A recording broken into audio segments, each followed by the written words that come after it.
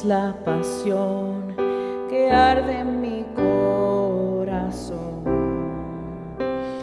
Agradarte es mi gran deseo, es mi gran anhelo. Adorar es lo que mantiene el aliento en mi ser, poderte satisfacer es el motivo por el cual yo vivo, por el cual yo existo. Yo quiero ser un adorador que siempre busca lo tuyo, que se deleite en tu presencia y su deseo es amarte. Yo quiero ser un adorador que siempre busca lo tuyo, que se deleite en tu presencia y su deseo es amarte. Adorar es todo en mi vida, bendecirte es la pasión que arde en mi corazón. Agradarte es mi gran deseo, es mi gran anhelo. Adorar es lo que mantiene el aliento en mi ser, poderte satisfacer es el motivo por el cual yo vivo, por el cual yo existo. Yo quiero ser un adorador que siempre busca lo tuyo, que se deleite en tu presencia y su deseo es amarte. Y yo quiero ser un adorador que ante tus pies se ha rendido, que se deleite en tu presencia y su deseo es amarte.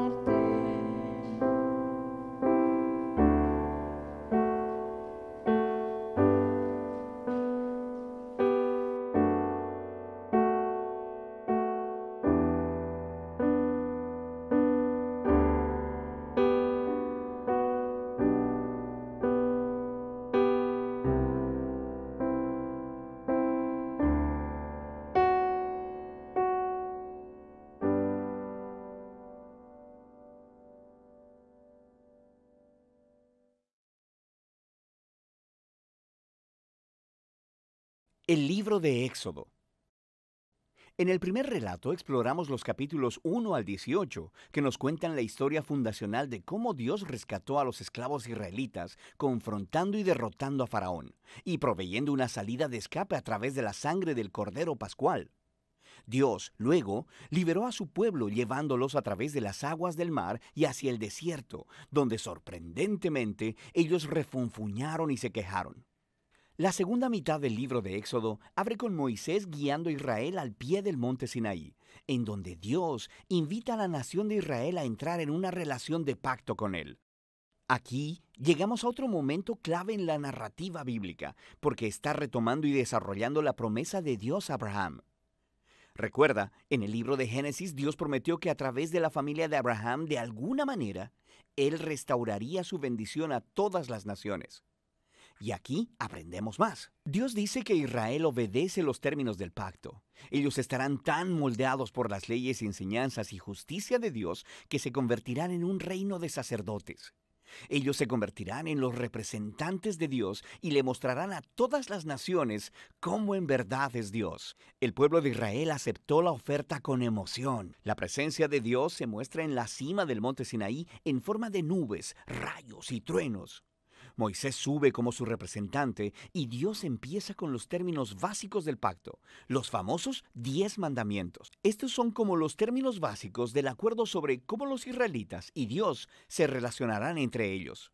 Después de esto, viene otra serie de mandatos que explican los primeros 10 con más detalles. Hay leyes sobre la adoración de Israel, sobre la justicia social, sobre cómo deben vivir juntos. Todo ello para hacer de Israel una nación de justicia y de generosidad diferente de las otras naciones.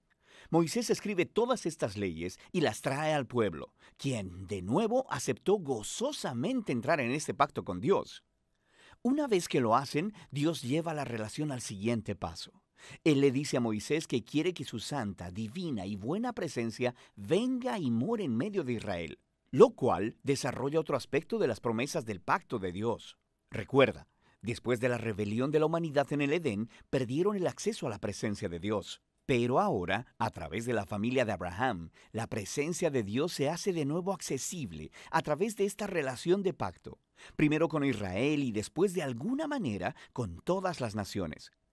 Lo que sigue son 7 capítulos de planos arquitectónicos detallados de esta carpa sagrada llamada el tabernáculo. Hay un patio exterior con un altar. En el centro hay una carpa con una habitación externa y una habitación interna.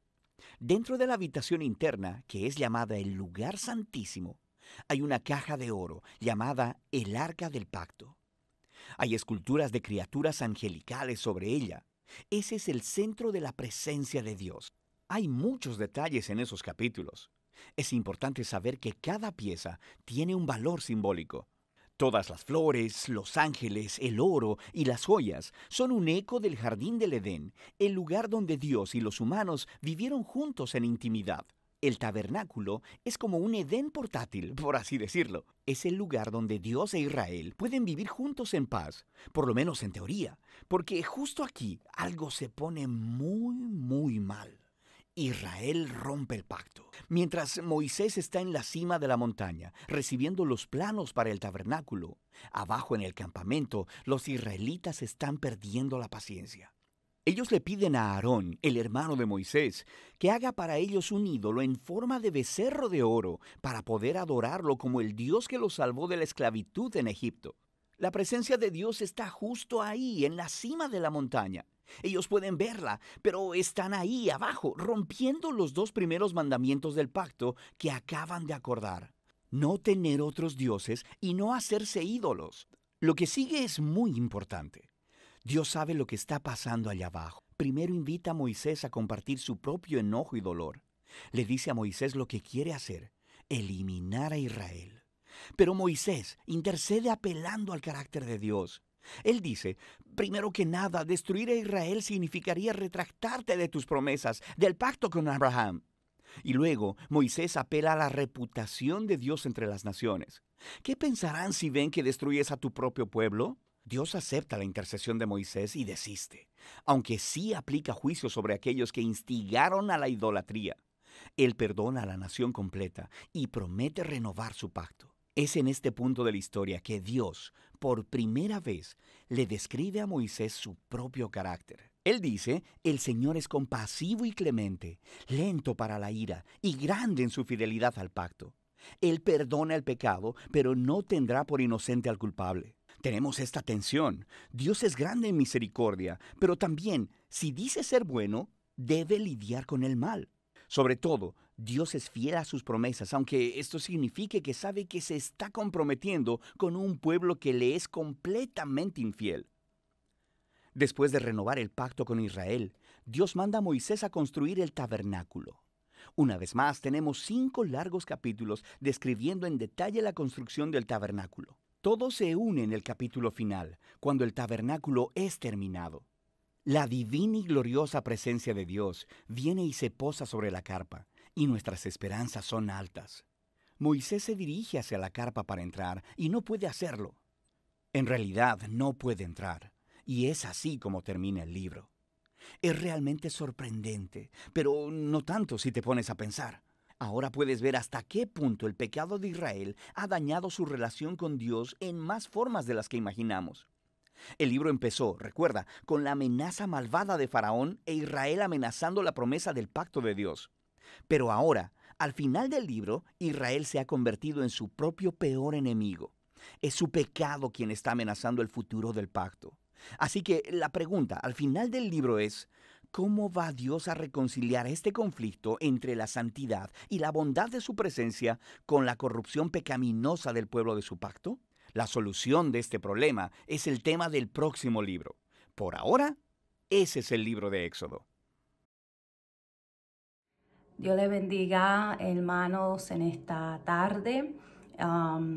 Espero que hayan tenido una semana buena.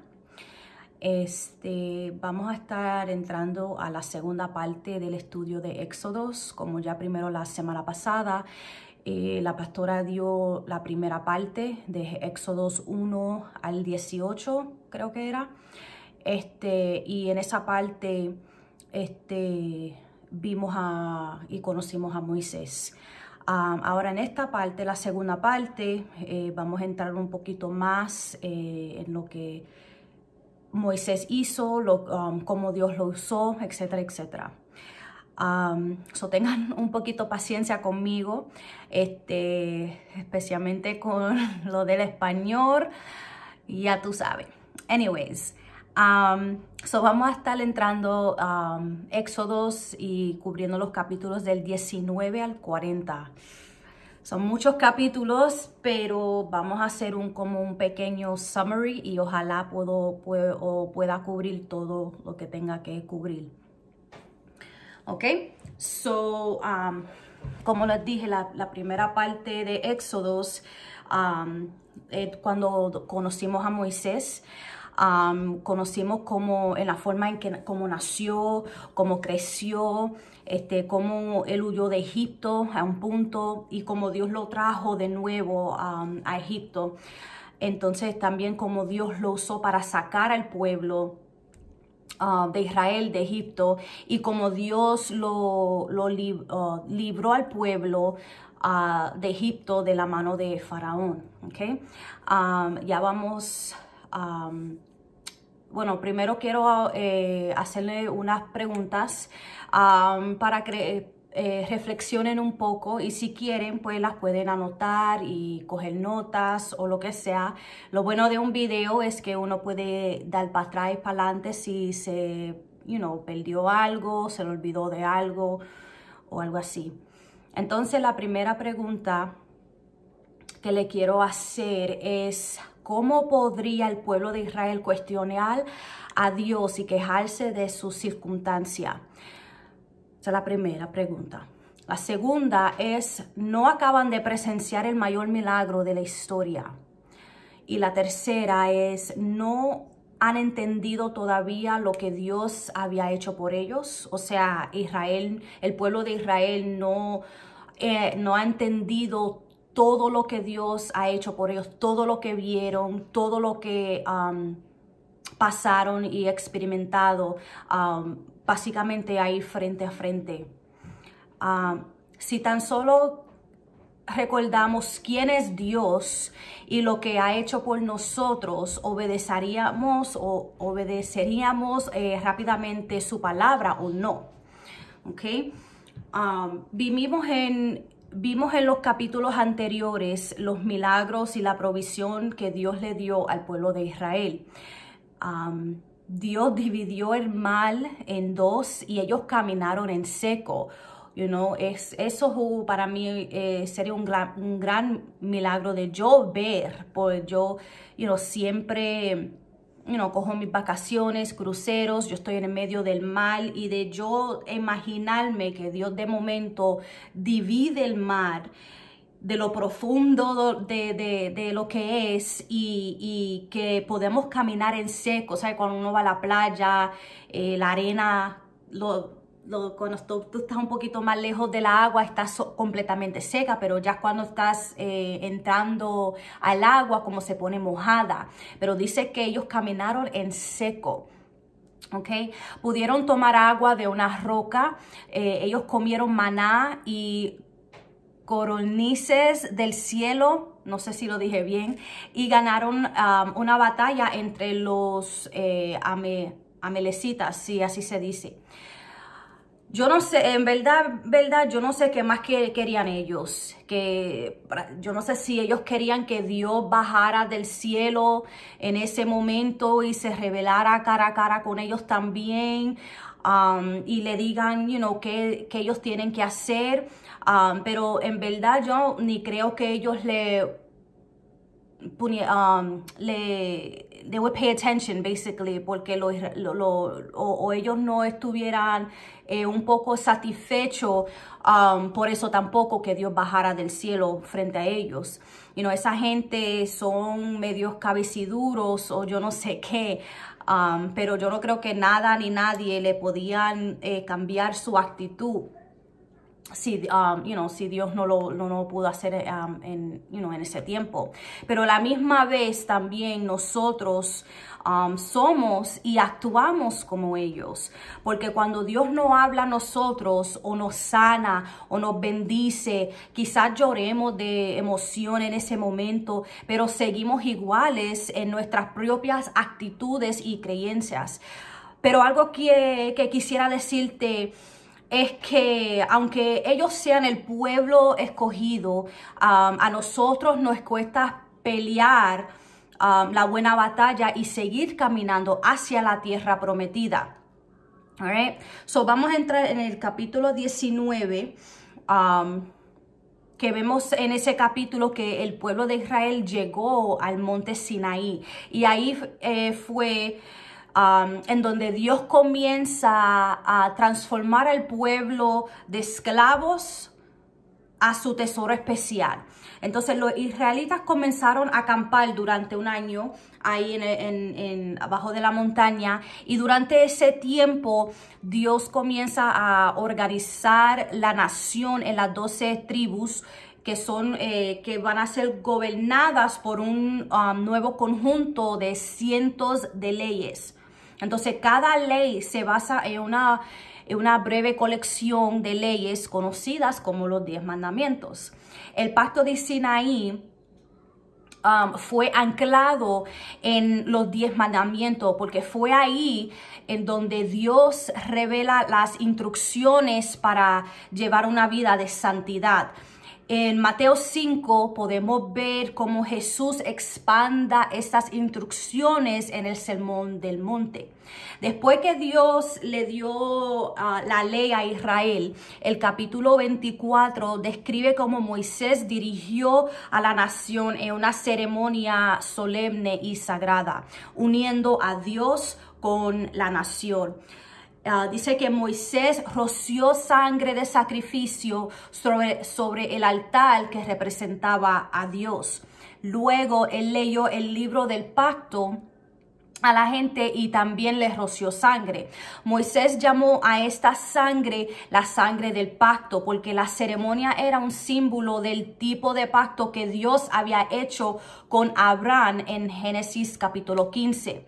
Así como Dios se había unido a Abraham, ahora se estaba uniendo con el pueblo de Israel. Esto seguramente debe de estar detrás de las palabras de Jesús en Mateo 26, versículo 28, que dice, y esta es la versión nueva traducción viviente, que dice: por esto es mi sangre, la cual confirma el pacto entre Dios y su pueblo. Es derramada como sacrificio para perdonar los pecados de muchos. ¿Okay?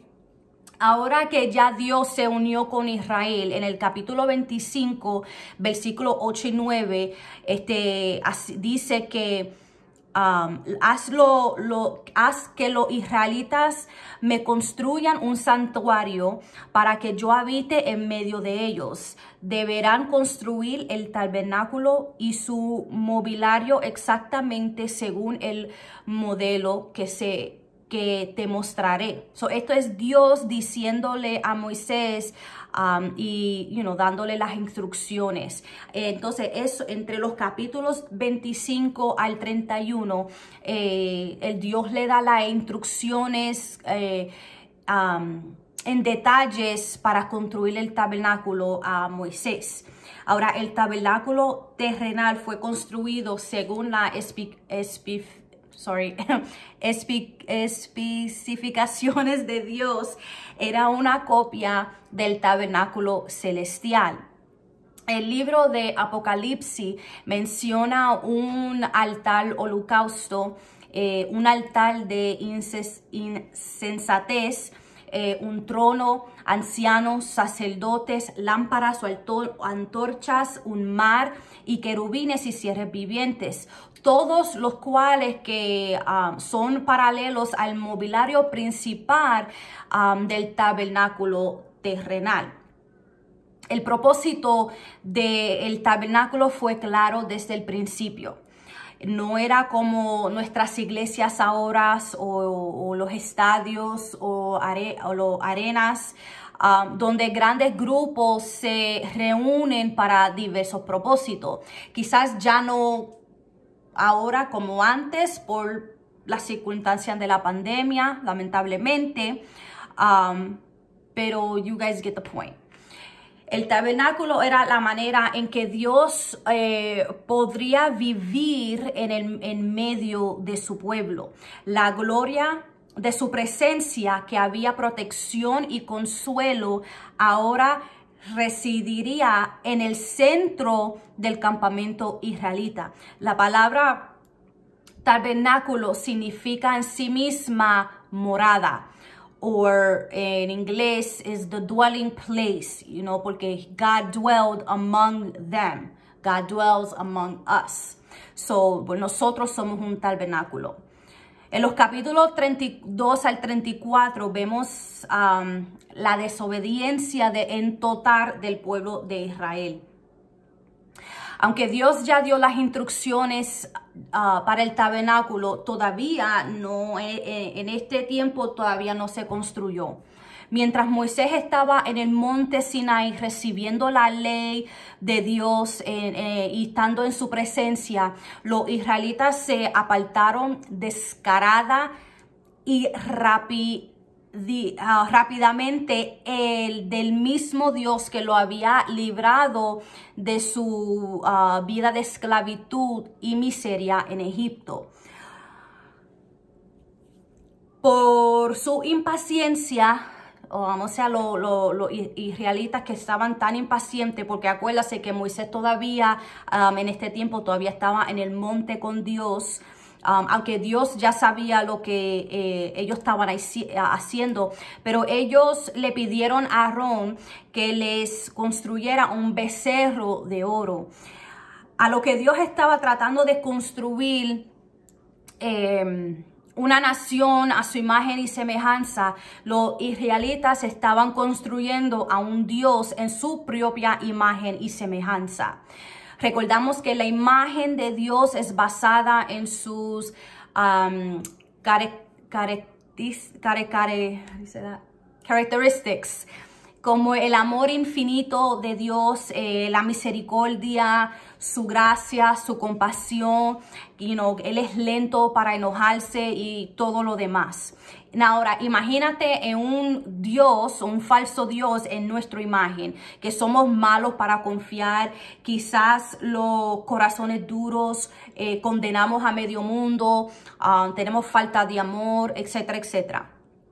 Pero a mí me está que como los israelitas estaban en esclavitud por muchos años, incluso muchos solamente conocían a Egipto. Yo creo que eran 400 y pico de años que ellos estaban de esclavitud en Egipto. Esas muchas generaciones, ¿sabes? Ellos conocían a Egipto nada más. Para ellos, eso era su tierra. Ellos tenían en mente que Egipto era su tierra y muchas veces quizás cogieron las costumbres de la gente que vivían ahí. Y para mí que ellos ya estaban, como les dije, acostumbrados a los dioses falsos, cómo se veían, cómo ellos lo adoraban, etcétera, etcétera. Y creo que a nosotros nos pasa igual, porque cuando Dios nos saca de nuestro Egipto, como que no confiamos mucho en su promesa y planes para nuestras vidas. O quizás somos impacientes con nuestro llamado y queremos que Dios nos entregue todo en nuestra falda y boom, lo tenemos ahí. Pero ya que estamos mal acostumbrados y a veces traemos esas malas mañas a una relación nueva y eso no funciona. Punto. No funciona para nada. Entonces, ¿qué relación estoy hablando? Bueno, es la relación entre tú y la relación entre Dios. O la relación mía y la relación contra Dios. Pero en el capítulo 32, versículos del 7 al 10, el Señor le dijo a Moisés, dice, baja ya de la montaña, tu pueblo, Dios diciéndole a Moisés, tu pueblo, el que sacaste a la tierra de Egipto se ha corrompido, que pronto se apartaron de la forma en que les ordené que vivieran. Fundieron oro y se hicieron un becerro y se inclinaron ante él y le ofrecieron sacrificios. Andan diciendo, oh Israel, estos son tus dioses que te sacaron de la tierra de Egipto. Después el Señor dijo, he visto lo terco y rebelde que es este pueblo. Ahora quítate de medio para que mi ira feroz pueda encenderse contra ellos y destruirlo. Después Moisés, haré de ti una gran nación. Cuando Moisés escuchó esto, él empezó a interceder por el pueblo de Egipto y suplicarle a Dios por ellos. Y a veces que yo leí esto y cuando leí que Moisés se puso a interceder por el pueblo, yo dije, qué bueno cuando tenemos una persona a nuestro lado como Moisés que pueda interceder por nosotros, que también nosotros somos tercos y somos rebeldes muchas de las veces. Sabes que en el liderazgo las experiencias difíciles con la gente nos hacen o nos rompen. Y Moisés estaba a punto de ser puesto a prueba con esta situación. Dios le dijo a Moisés, tu pueblo que sacaste de la tierra de Egipto, como si el Señor estuviera abandonando la nación a Moisés. Pero Moisés les recordó que ellos eran su pueblo, el pueblo de Dios, y que él los había liberado. Además, Dios había hecho un pacto con los patriarcas para bendecirlos, para multiplicarlos y darles su tierra, la tierra prometida. Moisés tenía la intención de hacer que Dios cumpliera su palabra. Y eso es lo que Dios quería que hiciera. Quizás una persona normal como yo o como tú aceptaría la propuesta de Dios para que Dios haga con Israel lo que le daba la gana. Como nuestras manos ya están limpias, yo hice lo que yo pude hacer. Si tú quieres destruirlo, allá tú. Pero Moisés no. Moisés amaba a su pueblo, aunque ellos estaban llenos de pecado y rebeldía, pero lo que él quería más que nada era glorificar el Dios de Israel y ver la promesa cumplida. Finalmente, en el capítulo 34, Dios renovó el pacto con Israel, significando que Dios había perdonado a Israel por sus pecados. Por la gracia de Dios, Moisés logró su propósito. Dios prometió estar con su pueblo. Dios le mostró a Moisés su gloria y Dios perdonó a la nación. Moisés podía ahora regresar al campamento con las nuevas tablas de la ley que antes la otra se habían rompido por la culpa de la rebelión de los israelitas y dejarle saber al pueblo que Dios ya los perdonó. Los siguientes capítulos explican más detalles de la construcción del arca del pacto, las antorchas, las mesas, etcétera, etcétera. Si quieren, pues pueden leerlo más ustedes mismos. Y en el último capítulo de Éxodo, ya el tabernáculo ya estaba cumplido. El tabernáculo era como una identificación de la gente de Israel, que ellos eran el pueblo de Dios porque el tabernáculo fue consagrado para la gloria de Dios. Otras naciones quizás tenían templos sagrados, lujosos y grandes, pero estaban vacíos. El tabernáculo de Israel fue bendecido con la presencia y la gloria del Señor. En 2 de Corintios 3, Pablo nos habla del pacto viejo, o sea, el pacto, el que acabamos de aprender. Y Moisés era el único que hablaba con Dios y subía a la montaña de Sinaí. Pero bajo el nuevo pacto, todo creyente tiene el privilegio ahora de tener comunión con Dios. A través de Jesús podemos entrar al lugar santo donde en el viejo pacto, ¿saben? Nadie podía entrar. O sea, ahora podemos tener esa relación especial con el Padre y tener acceso en total. Ya no tenemos, gracias a Dios, ya no tenemos que hacer sacrificios de animales, ni rociar a nadie con sangre, ni nada de eso. Pero algo que leí mientras estudiaba estos días fue que Moisés reflejaba la gloria de Dios. Pero ahora tú y yo podemos, creo que, radiar la gloria de Dios, o sea, radiate the glory of God. Radiate es como extender o mover rayos, you radiate that light. Eso es lo que nosotros ahora podemos hacer. Cuando meditamos en la palabra de Dios y vemos a Jesús en la palabra, el Espíritu nos transforma en la preciosa imagen de Dios, no en un becerro oro o otros dioses falsos o lo demás. Es solamente la imagen de Dios. La gloria de la vieja ley se desaparece, pero la gloria de la gracia de Dios continúa aumentando en nuestras vidas. Entonces, qué bueno que ahora tenemos a Jesús y el Espíritu Santo que nos guía día a día y tenemos ese acceso al Padre en el nuevo pacto. Que podamos tener esa relación cercana, esa relación especial, que ya no hay nadie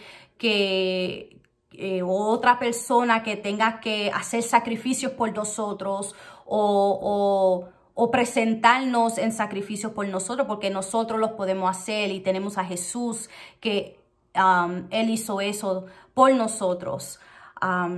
Esto era todo, esto era el estudio, eran muchos capítulos, traté lo más que pude para condensar un poquito, pero en su tiempo, cuando usted tenga, ve capítulo por capítulo y puedan leer los capítulos extras donde hablan quizás de lo que había dentro del tabernáculo y aprender de las significancias y todo eso. Dios le bendiga y yo espero que tengan un lindo fin de semana o semana cuando vean este video. Nos vemos pronto. Gracias.